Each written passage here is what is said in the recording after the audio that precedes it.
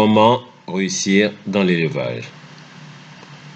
Bien que ce secteur soit porteur de nombreux entrepreneurs avec des moyens importants ou avec des moyens plus modestes y ont perdu de l'argent. Alors, nous allons vous donner quelques pistes pour pouvoir tirer votre épingle du jeu dans ce secteur.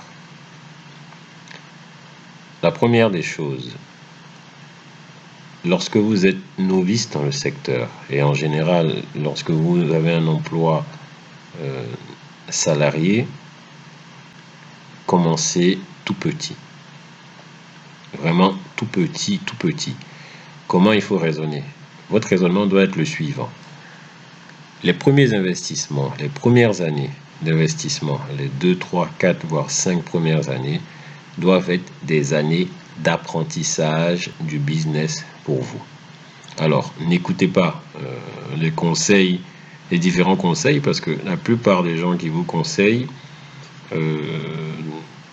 ont intérêt à ce que vous démarriez avec une exploitation importante. Si vous achetez des poussins, si vous achetez des médicaments, si vous achetez de la nourriture, la plupart des vendeurs vont vous pousser à prendre un maximum parce qu'ils gagnent beaucoup plus. Donc, commencez tout petit parce que vous devez apprendre le business. Vous devez avoir cette humilité-là de vous dire, ok, mes premières années, cette humilité et cette intelligence, de dire que, ok, mes premières années, ce sera des années où je vais apprendre le business. Une fois que je vais maîtriser le business, je vais investir davantage. Donc, petit. D'autant plus qu'en général, vous n'êtes pas là. Ça, c'est le deuxième point. Ce sont des business qui nécessitent normalement votre présence, idéalement. Après, pour des raisons, en général, vous êtes salarié ou bien vous avez d'autres business, vous ne pouvez pas y être. Donc, essayez d'avoir une exploitation la plus proche possible du lieu où vous êtes pour que vous puissiez vous y rendre le plus fréquemment possible, sur une base quotidienne idéalement. Comment pallier à ce sujet-là, vu que vous n'êtes pas là tout le temps? Pour y pallier, on va vous donner une astuce. L'astuce sera la suivante. Vous devez avoir un gérant, donc qui va gérer votre exploitation.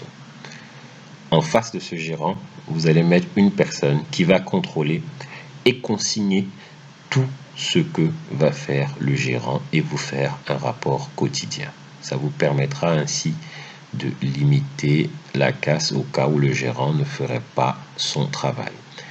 Vous allez profiter également de cette personne qui aura ce premier rôle-là pour mettre en place des procédures de contrôle, des procédures de travail. Cela va vous permettre de mieux maîtriser votre business et demain, quand vous allez passer à une taille supérieure, vous pourrez en bénéficier. Dernier point qu'on peut partager avec vous ce matin. Donc, vous avez votre petite exploitation qui est expérimentale, qui vous permet d'apprendre. Vous pouvez voir dans votre zone ou dans d'autres zones, d'autres exploitants qui sont plus aguerris et jouer dans un premier temps, un rôle d'intermédiaire. Parce que dans ce genre d'industrie, on a souvent des sujets de débouchés. Donc vous, si vous n'êtes pas présent totalement, vous n'êtes pas là, vous pouvez jouer ce rôle-là en essayant d'organiser autour de vous un système d'intermédiation. Donc vous avez votre petite exploitation, mais vous n'avez pas encore gagné de l'argent parce que vous êtes en train d'apprendre. À côté, vous voyez les exploitations qui sont à côté, qui sont plus importantes.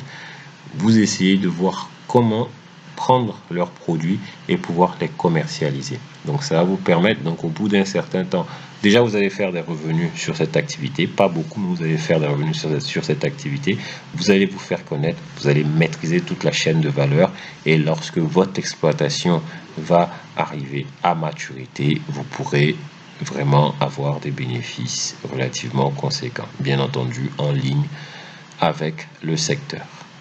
Voilà ce qu'on voulait partager avec vous. Si vous avez des sujets particuliers, vous pouvez les partager avec nous sur info@thierrygroup.com. Merci et bon courage.